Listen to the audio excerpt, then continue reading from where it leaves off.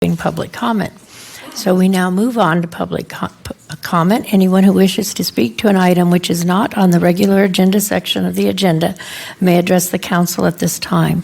Any member of the public may request that an item on the consent agenda labeled as quasi-judicial be placed on the regular agenda for discussion and public comment or testimony. Public comment is intended to provide citizens with an opportunity to address council directly. Generally, council will not respond to public comment other than to seek clarification of the matter raised and defer such matter to the city manager for review and resolution. So at this time, I'll open up public comment to anybody in chambers first. It's a lot to say.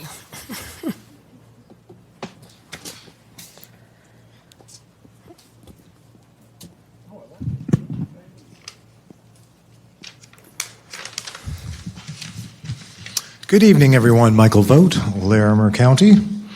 I wrote this letter to Steve Adams, and I shared it on social media, and then I thought I ought to email it, and I thought better yet, I think I'm just going to read it here tonight. Dear Steve, when I moved to Colorado almost 9 years ago, I landed in Loveland. It was my home for 3 years before moving to Fort Collins. And while I no longer live in Loveland, I still consider Loveland to be my Colorado hometown. Over the years, I have seen what your brand of corruption has done to innocent Loveland residents, and it's despicable. Innocent lives have been ruined, and no lawsuits or settlements will ever undo the damage you and your ilk have caused. You will soon leave your position with the city for one reason or another. Whether you are fired or whether you retire, it does not matter. You will leave behind a lasting legacy of shame. Shame upon yourself, shame upon your family, and shame upon the city of Loveland. No attorneys, no golfing buddies, and no prayer circles will save you from this. You will forever be remembered as that city manager who hit a female journalist and never apologized. Normal, healthy people apologize for their mistakes. It's that simple. Your lack of apology speaks volumes about your lack of character. Even if you do decide to apologize for your actions, it's too late. Your apology will never be worth the paper it's written on. And the worst part about your time with the city is that you have had the power all along to fix the mistrust, to fix the corruption. Instead, you chose to perpetuate both. And yes, I fully realize the irony of using shame as a tool against someone who clearly has no concept of the word. You and several members of council have demonstrated week after week, meeting after meeting, that shame is not a concept that you understand. I've told you before at public comment, but I feel compelled to tell you again. For as much as Bob Ticer was a disgrace to the city of Loveland, he at least had the decency to resign and leave town. How you continue to sit in your chair at each meeting as though nothing is wrong is incomprehensible to anyone who's paying attention. I wish you luck with the rest of your time with the city of Loveland, and enjoy your raise. Thank you. Thank you.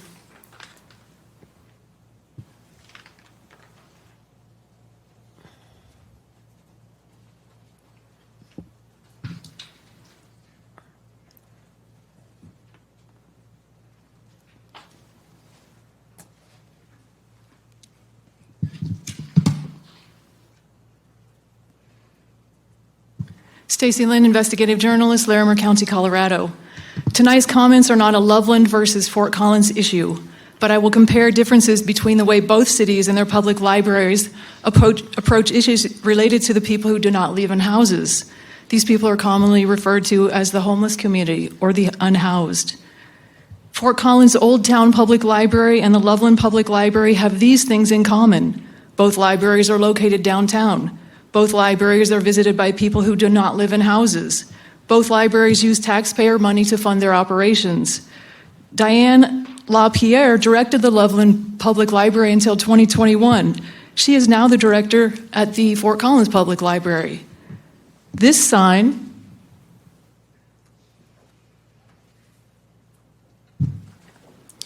is posted on the Loveland Public Library doors. It contains threatening and hostile words.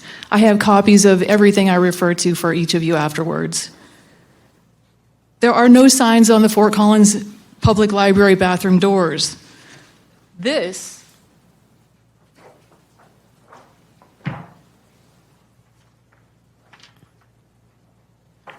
is the only thing you'll find on a bathroom, inside a bathroom at the Fort Collins Public Library. There are no signs on the bathroom doors on the outside in the Fort Collins Public Library.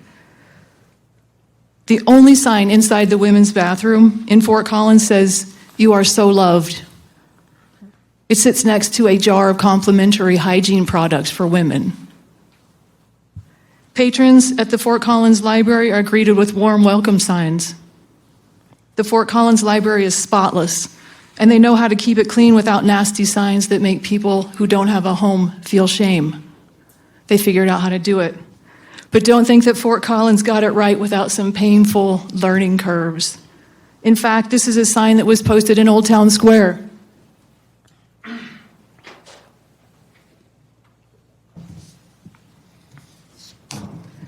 The sign makes fun of drowning puppies and kittens. It makes fun of people who have prosthetic limbs. This was posted outside the public bathrooms in Old Town Square in Fort Collins. It was paid for by Fort Collins taxpayers and posted by the DDA. The Fort Collins City Council didn't know anything about this sign until I stood up in front of them like I am right now and explained it to them. This sign was removed within hours.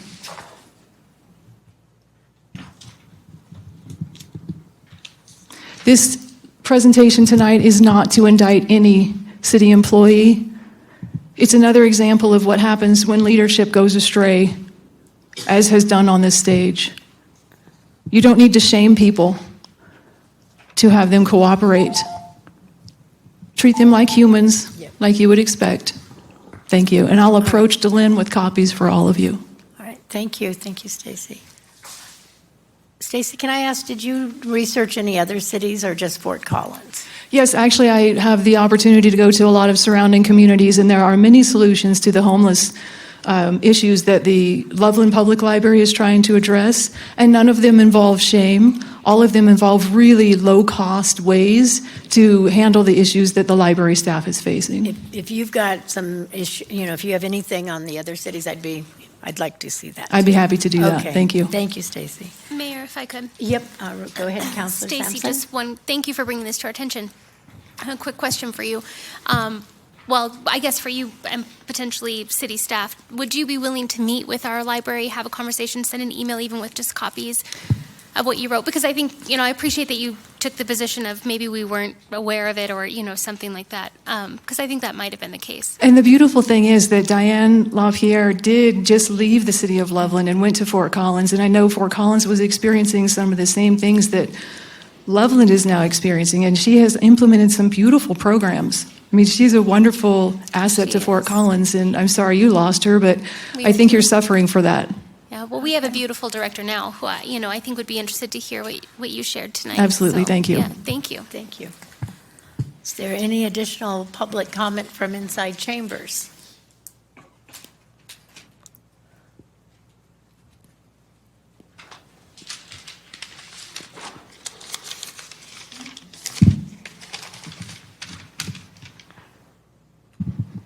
David Goldberg, Ward 1.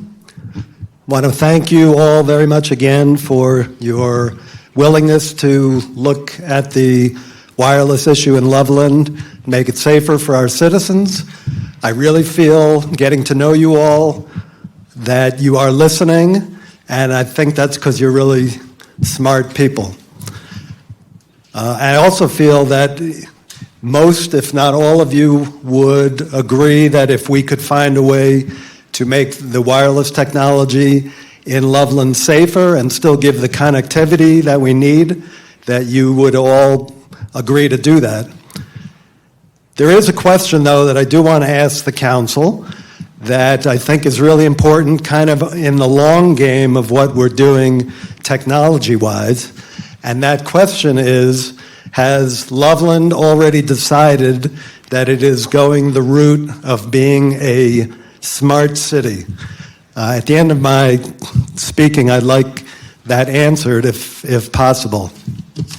So what is a what is a smart city? A smart city is a technologically modern urban area that uses different types of electronic methods and sensors to collect specific data. Information gained from that data is used to manage assets, resources, and services efficiently and improve operations.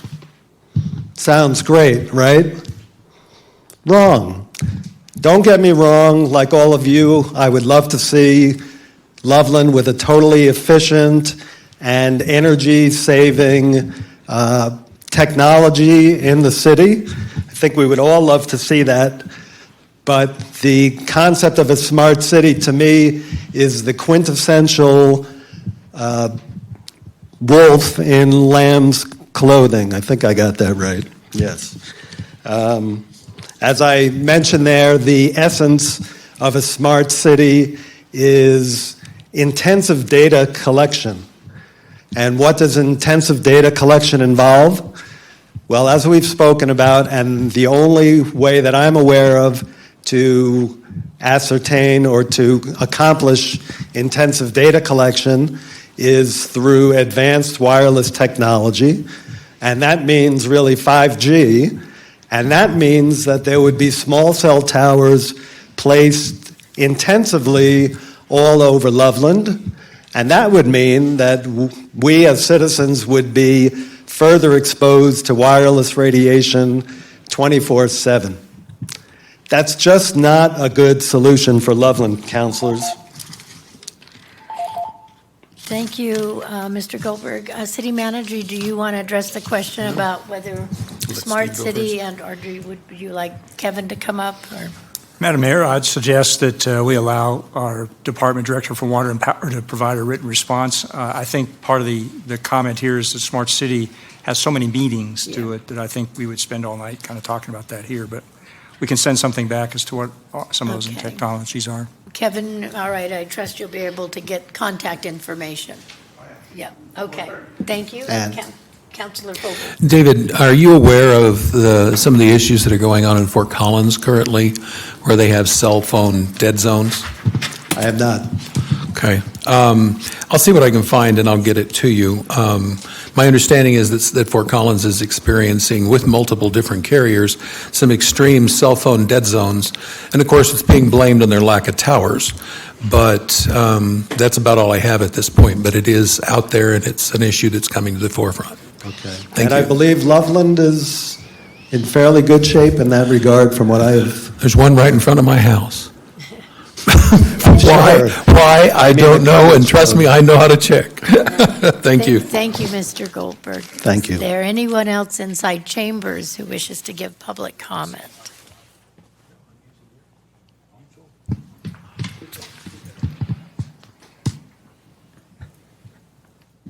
Casey Mullins, I'll bring this down, Ward 2, and of course my iPad switched places, so now I can't see what I was after. Item 3.5 on your consent agenda. Yes, everybody has to deal with pay increases, all of that. What I question and would like to see it pulled so that public can comment is at the very beginning, it talks about that the pay plan is currently under review, and that HR will be coming back to you with information regarding that pay plan that is under review. But in the meantime, let's go ahead and just give a quick raise to everybody. Something about that, again, I know I've said it before, does not seem fiscally conservative as this council has said they are. A plan that's under review, I don't understand changing it in the middle of the review. So I just ask that item be pulled. Thank you. Councilor Sampson, do you have a question? I Well, I don't because we'll pull later if we need to, but I appreciate you bringing this to our attention, Casey. Thank you. I do have Okay, but it'll be for Julia Holland. okay. Yeah, well, I think Mayor- I saw Julia earlier. Julia, are you available to us? Well, if there was intent to pull the item, No, this is an addition to Casey's question. I mean, the things that she's asking about. okay, And so, Julia, I need to ask Julia a question. And I want everybody to hear it, so we need her to Okay, come so- downstairs. All right, so we'll have Julia, I'm sure, is watching. She'll be so coming she'll down here in a be minute. coming down. We'll fit it Watching in. the And door. I think. Thank you. There Nope, you there she are. comes. Oh, sorry. Julia, were you listening? Come on up to this podium, please. Were you listening to what Casey said about that she doesn't understand why we would be doing our direct charges with pay increases at separate times than the study that you're currently doing as far as the rest of the paid staff? Can you give us some background on what information your staff provides on a periodic basis, actually yearly, with our direct charge staff? Direct charge staff being the city manager, the city attorney, and the city judge that are under direct control of the I don't City think Council. that's Casey's question. I think No, she's sir. questioning. Oh. 3.5 is adopting a pay plan for all city employees, Yeah, Okay. yeah. and which has that, what I read. Okay, well, is good. I'm glad I asked that question. Thank you. I'd still like I a, can speak to. Yeah, I'd still like you to talk there are about different those. processes. So if Yeah. I'm I'm sorry, understanding. just a quick interjection here, if I could, a question. Since we are currently in public comment, there has been requests for this item to have been pulled. I know Julia knows all this off the top of her head and could probably give it to us in a nutshell, but maybe it'd be more appropriate when the item is actually being If it's addressed. going to get pulled, but it might be able to give Casey an answer in case it's not pulled. yeah, if it's not That's pulled. why I was, wondering. Okay, well, Yeah. if it's addressing Casey's specific question, I think, but the question you had, I think, Councilor Fogel, was a I'd little just bit like outside of what to- Casey had said. A little bit, yes, but it also overlaps with what Casey said.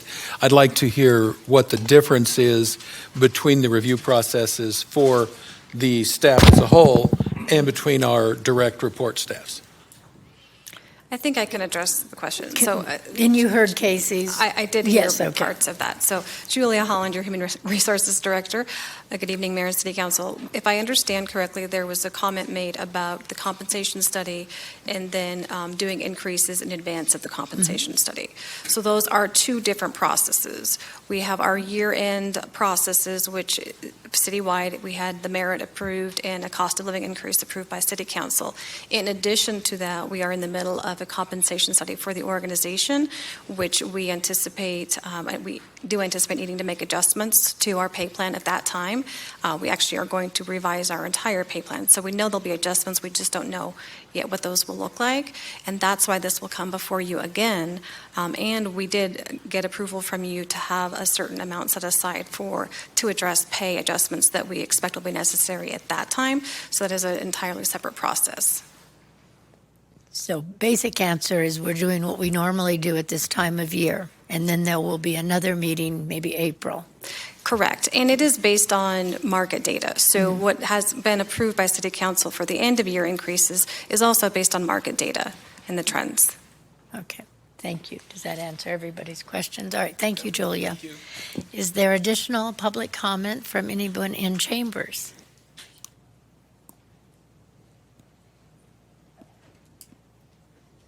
Yeah, well, I'm going to have something along that line. Give us your name and then. Yes, I will. I have I'm going to go, I have a problem with that. I'll go with Steveland this time, but at some point in the future, I'm going to go with something different just to clear up an issue. But right now, I have a certain issue with everybody watching and with everybody in this room. We're talking about a $25,000 bump for our city attorney, which is 13%. And I'm asking you out there watching, and I'm asking you in the room. Mr. Lynn, I'm going to interrupt you for just 1 second because that item is on the agenda and there'll be public comment on both the city managers and the city attorneys. Okay, may I address what But Casey brought up and that item that Yeah, was just- just addressed by that- the HR director? So that is for our regular employees. It's not the city manager and city attorney's pay. So if you want to address that, go for it. I cannot address what the That you city want- attorney will get, You want to do that when we're on that item? You know, but did HR just not address that? she was talking about the annual For comparison. the city employees and not Yeah, for the not- three? Yeah, yep. Okay. Okay, thank you. Is there additional public comment from inside chambers? Olivia Lowe, Ward 2. I might get bumped as well. I'm not quite sure. That was all very Okay. confusing. Okay.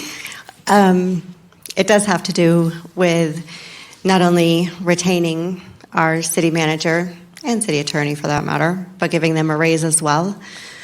The raised portion, you'd want to wait until that comes up. And it's, it's not a very long agenda tonight. I think those items are, fairly quick. Yeah. Okay. But as far as retaining employment, that's not going to be discussed at the. Okay, we'll go with that then. Okay. I think it was really appropriate that Martin Luther King group got their proclamation in tonight talking about equanimity and hiring people with disabilities, what have you. When you let go a city staff member based on the fact that this person needed accommodations, and not only was she not given those accommodations, but they decided that was just one great big fat hassle, and they decided just to let her go altogether. Another city employee was overheard saying the F word in the hallway, not in the office, just out in the hallway, what have you, and was not disciplined, was just absolutely let go on the spot. But then you can retain a city manager and a city attorney that tells a bold-faced lie to a deputy in a courthouse, and there is video to show that he was in fact lying, but not only does he get retained, he gets a raise. So go ahead and intimidate, harass, assault another human being on the clock, but don't get caught saying the F word out in the hallway, because you'll be let go immediately. Yeah, you guys wonder why we come up here week after week, month after month, complaining, what have you. But when you act this way, what do you expect? What do you expect? Hiring a consultant with the whole back to business campaign charade? Really? Who paid for that? And did you see the list of names on the petition, I guess you would call it? No last names. Nope, just first names. If anybody else would have done that, you wouldn't have given that petition a second look. So, yeah, we'll keep coming back week after week, month after month, until these charades end. It's ridiculous. Thank you. Thank you, Olivia. Is there additional public comment from inside chambers?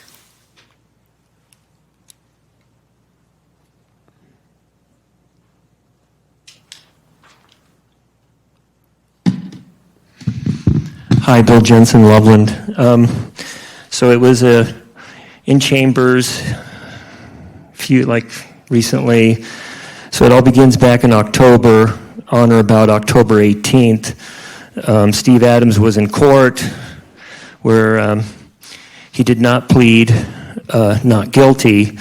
So with that said, there was a city council meeting, I think that night. I think it was October 18th. So he was scheduled at that time to have a review. City council took a vote to postpone that review to November 7th. So as I take it, it was a council resolution to put that item on the agenda. And then come November 7th, there was no review, and the conversation was, well, what happened to the agenda item? And after an exchange on the dais, it was revealed that Steve Adams chose to pull his own review out of the agenda.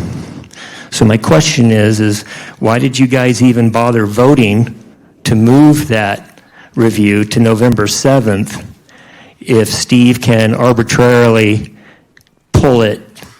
And after he pulled it, there was no resolution on a further date. It was just dropped. Poof. So that's one reason I'm up here tonight. So I'm kind of looking forward to an explanation on how you guys can vote on a resolution that Steve can just brush aside without authority. Also, I wanted to point out that on November 1st, during public comment, there was a comment from the public, and then John Fogel made a clarifying question to Moses, and the question was, "Hey Moses, was Bill Cahill fired? Was Bill Cahill fired?" And Moses Garcia said, "No, he was not fired." And so my issue with that is, I believe that is a violation of the executive summary non-disclosure clause. So these items I'm bringing forward tonight is about what's happening up here during council meetings. All right, I see Councilor Sampson, your light was on first. Yeah, and we're really supposed to ask clarifying questions here, Bill. To me. Yes, but you asked us a quick question about timing, dates, things like that, resolution. Would you like to receive the response to that in email or have it just explained right now? Well, so that was an agenda item that was at a public meeting, and it was just, tossed aside. So because this is a public meeting, I think the public should hear how that was resolved. Okay, I think that's fair, and I was the one who brought the motion on October 18th. So it was not originally on the agenda for that day to talk about what had happened on that day with the hearing and everything with our city manager, Adams. Was he supposed to have a review on October 18th? No, sir. I don't remember that was on the agenda for that time. But what we did decide was that we would push that conversation into the review. And then the review was pushed to a later date. What was the original review date? I don't remember the date specifically. November 15th, but this might be a discussion with Moses. If this is, maybe something we could share at a public time at a later date or something, I'd be comfortable with that. But I do remember that the city council, you guys took a resolution vote to postpone his review to November 7th. Yep. Yeah, and we didn't actually take the vote. It was brought up, but it didn't get. It was to delay talking about the criminal charges to have that coincide with the performance review, which was slated for November 15th. November 15th. That's what happened on October 18th. And if I remember correctly, we just did consensus, really. We didn't even actually vote on that particular item. Yeah. So it did happen, but it wasn't by vote, and it wasn't by a resolution. And I would like to clear up something else, the Bill Cahill. So that was, I think, our city attorney speaking off the cuff. He immediately sent an email to all of council correcting himself. I think it was 8:20 that evening that Cahill was indeed fired. So city attorney attempted. The problem is we don't have old business on our agenda, so you can't really address something that happened the week before. It's a flaw in our agendas. Yeah, we need an old business clear up. Councilor Olson. Well, so but my problem is that John Fogel would ask the city attorney about something that happened at executive summary. Yeah, I know. Executive session. No. Yeah. So, Councilor Olson. Yeah, I think it needs to be pointed out that city manager did not arbitrarily change the November meeting. He was asked to change it because we had 2 councilors that were absent, and we felt it was important that those 2 councilors be present. I was one of them, the councilors that asked that the meeting be rescheduled. And I was traveling at the time. Yeah. For city business. Okay, yeah, we're supposed to ask clarifying questions. Okay. So, all right, so we'll recover. I do have a clarifying question. Okay, and then I'm trying to resolve some of the other things for Mr. Jensen. I don't know if that's city, really probably for not conflict of interest, it should probably be the city attorney that sits down with Mr. Jensen and kind of goes over all the dates. Does that make sense, city attorney? Madam Mayor, I'm happy to do that. I think Okay. All right, we'll schedule some time. And your clarifying question? The only thing I want to ask Moses a clarification of, Moses, when we're deciding from the agenda, we're deciding to push meetings, pull meetings, whatever we're doing with meetings, those are procedural items. They're not resolutions and they're not ordinances. Is that correct?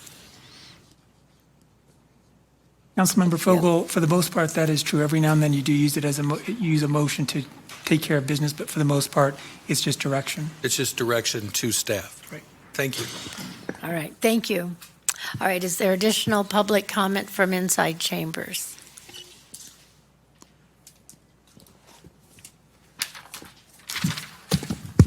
Yes, my name is Bill Moini, and I'm a resident of Larimer County. Sir, can you speak up a little bit or get closer to that mic? They don't work all that well. Okay, Bill Moini, resident of Larimer County. And during that meeting, when I made the statement that Bill Cahill had been fired 9-0, Moses Garcia, actually, I think, called me a liar, told you and the public that he wasn't fired. And no one, I don't know if he's ever apologized, but no one has ever heard him apologize publicly. So I'd like to have a public apology tonight from Moses Garcia for calling me a liar.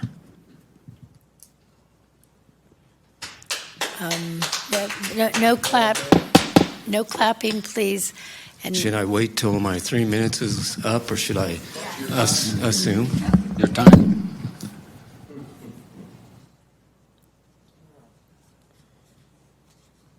I was present, and I didn't hear him call you a liar. Oh, I used the wrong word then. He told you that Bill Cahill hadn't been fired.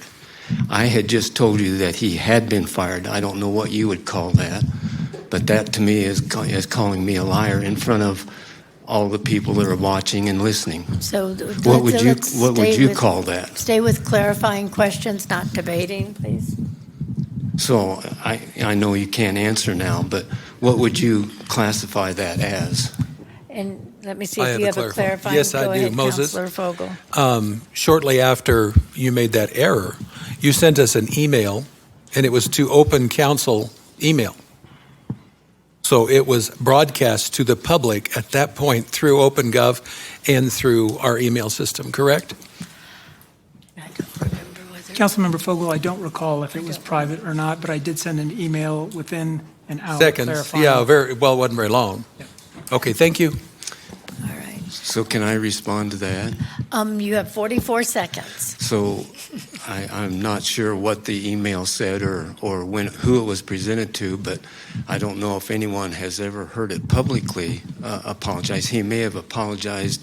Maybe he apologized to you, but did he apologize to me or the public for calling someone a liar or not presenting the facts correctly? So maybe no one knows who the apology was sent to. I would love to know who it was sent to. Moses, would you be able, assuming that wasn't private, to send him a copy of that?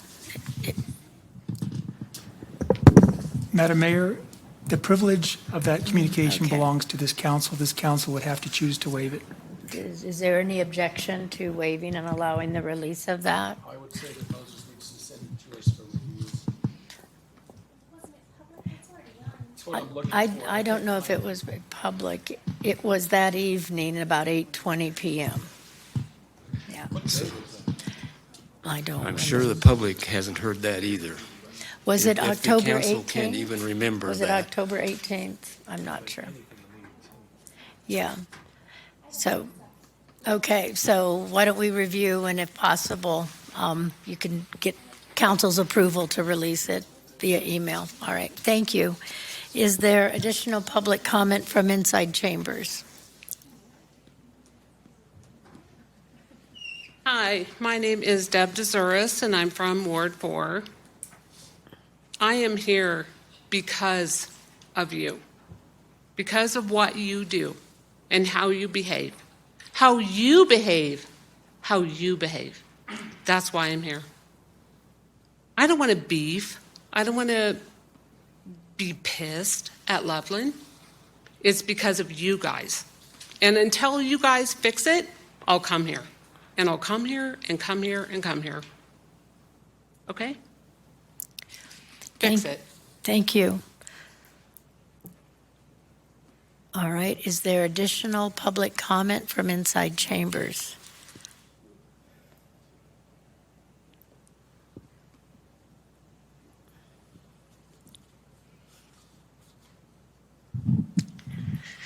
Kathy Bullard, Ward 2. I think the gentleman deserves a public apology. I'm offended that that has not happened, and I would like to hear from the people here. If you think that you would like to hear that apology, And Kathy, you want to direct comments to us? Well, okay. Let me say how offended I am. I'd like to see other people say that also. Thank you, Kathy. Is there additional public comment from inside chambers?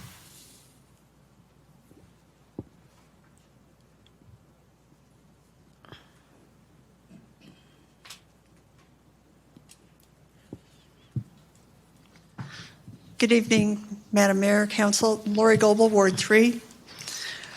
I just want to say I don't think any one of us has a perfect memory. And when a communique, somebody says something, it's not correct, I appreciate the fact that it was brought up tonight and that the air was cleared. And I think that pretty much settles it. I also want to give kudos to my counselor, Steve Olson. He recently held an open coffee with a counselor. And for as many people as have a beef with things in the city, I was expecting a crowd. There was not. It was a great opportunity to meet with my counselor one-on-one in an open forum fashion, and I truly, truly appreciate that, Councilor Olson. I've also met back in, I believe it was in August, and I attended another one of Councilor Olson's open coffee forums, and also one that Councilor Sampson had.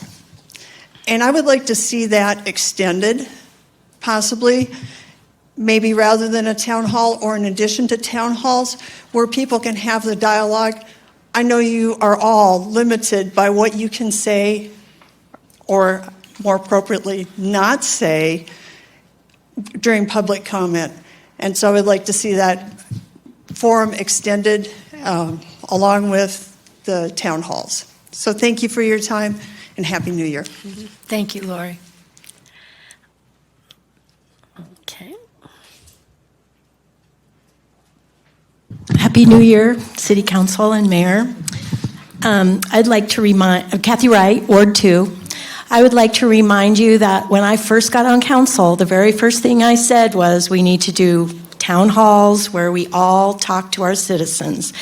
We developed with Justine a citizen communications and engagement plan that when Justine left, I feel like it we couldn't do everything, but I started asking for complete meetings, town halls with everybody that could make it, at least quarterly, without a topic. We did topics a couple after we got the communications and engagement plan passed.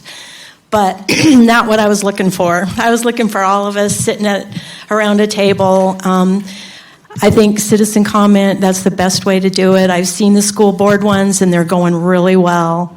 And this starting off these meetings with an hour of this and then expecting you to turn around and work together productively and constructively, to me, that's a joke. That's why I did step up for the Back to Business campaign, because I feel like making this the first hour is not good for our city. So the other thing I wanted to say, I don't know how many minutes, is when I flicked on my lights this week, I was so grateful because I have friends who don't have power and haven't for days and days in other parts of the country, mainly Texas. When I walked on River's Edge Trail, I was thinking how lucky we are that we live in a city like Loveland with really great city employees doing the best job they possibly can all the way up to the very top. Are any of us perfect? No. I can tell what I don't like about every single person, but I also like a lot of stuff about every single person and the work you're doing. So thank you. I'm really glad I live in this city. Thank you, Kathy. Is there additional public comment from inside chambers? All right. Madam Mayor, before you close, if I can Oh, I'm just, sorry, I didn't see your light. Just a clarification on the email from Moses. It was a private email. It was sent at 11:22 on 11/1/2022. Just so if anybody's Okay. looking for it. So does anybody object to having that released? Also, there was a public email sent to an email address responding to a citizen who asked the same question. It was sent the next day by Moses Garcia. A public email, and that one was, "Thank you for taking the time to contact the members of council and me. I apologize for the errors in my communication and did not provide city council with correct information yesterday evening. Because the council meeting ran out of time, I was unable to make the correction on the record, but hope to do so at a later time. We both agree that members of the community are entitled to transparency and accurate information." That was sent the next day in the morning. So without objection, City Attorney, would you please relay that to the gentleman? Okay. Yes, the public one. All right, thank you. All right, we're going to go to phone-in public comment. Adriana, do we have any phone-in public comment? Thank you, Madam Mayor. Users, if you would like to speak during general public comment, please choose the raise your hand feature. Per council's policies, you must have your video on during public comment. As the moderator calls on the user's name, please accept the pop-up request on your screen to become a panelist. The meeting will automatically rejoin you as a panelist, and you may turn on your video. Then begin your public comment. You must be ready to accept the pop-up window request from the moderator when called on.